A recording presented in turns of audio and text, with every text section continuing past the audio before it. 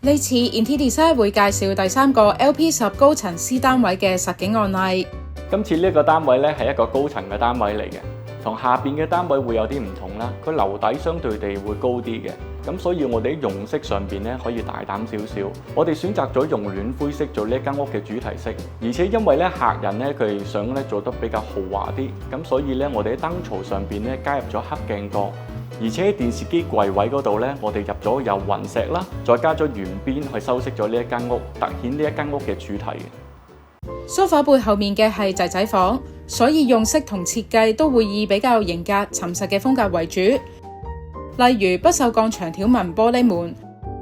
同埋深色嘅木紋飾面，突顯設計嘅大氣。喺主人房嘅位置咧，我哋做咗一個一體化嘅雙人床架喺度，我哋會連貫埋床頭櫃，而且床頭櫃嘅旁邊咧，我哋會加入咗一個凹位喺度，希望拉闊成個主人房嘅空間感。